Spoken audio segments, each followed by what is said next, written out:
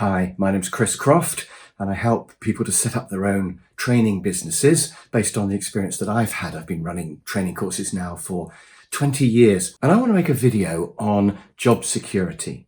Because when I first went self-employed, I had a fear that self-employment would be scary. I was leaving the warm, comfortable nest of being employed by somebody else, and I was setting out on my own into the cold, hard world to just be all on my own, having to sell and then deliver and somehow invoice and get paid for my work. And I remember worrying about that. But I want to say that actually you're much more secure if you're self-employed. And I should know about this because I've been made redundant 3 times during my working career. One time they closed down the department I worked in and we were all just axed. One time they closed down the whole company. And in fact, they got me to get rid of half the people and then they got rid of me. The third time I was made redundant by the boss who I disagreed with on everything. I spent the whole time arguing with him because he was definitely wrong. He was a really horrible man and he offered me a load of money to just go and I took it. And looking back on those 3 redundancies, you start to think maybe I'm a bad person. But I don't think I am. I work hard. I think I'm clever enough. I think I'm reasonably nice. I get on with most people. I don't think I'm a bad person. And you start to think that maybe there's no justice.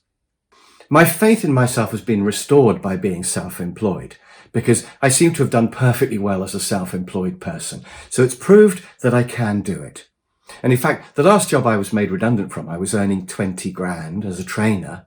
And you start to wonder, maybe I'm not a good enough trainer. But as a self-employed trainer, last year I made 200 grand. So I've earned 10 times as much self-employed, somehow doing it without the benefit of a boss and meetings and budgets and an HR department and all of that. So I'm pretty sure it isn't me. And I'm pretty sure that if you're self-employed, there's justice. If you're good, you prosper. But what about when we get into hard times? How scary does it get to be a self-employed person? And I would say that actually when you get into hard times, it's good to be self-employed. If you've got 30 customers and you lose 1, it doesn't really matter. And you've got options if you're self-employed. You can work a bit harder. You're only trying to have about 30 customers in a training business. So one thing you can do is just work harder to maintain your 30 customers. Whereas if you're in a company and some other people aren't working harder and the whole company starts to struggle, you might be the one that gets axed and there's nothing you can do about that. But if you're self-employed, you can work harder. Another option is to have 10% less income coming in. And you can just drop from 30 customers down to 27. And you probably don't really mind that much about that. You could probably live quite happily on 27 customers. Whereas a company, if its income drops by 10%, it's got all these fixed costs. It can get into real trouble and have to start shedding jobs, which could be you unfairly. So you can work harder or you can just live off less. And I sort of joke with people that if it's hard times and my customers are cutting back on their training work, suppose they halve the amount of training that they buy in from people like me. You just got to make sure you're not in the bottom half and then you'll be okay.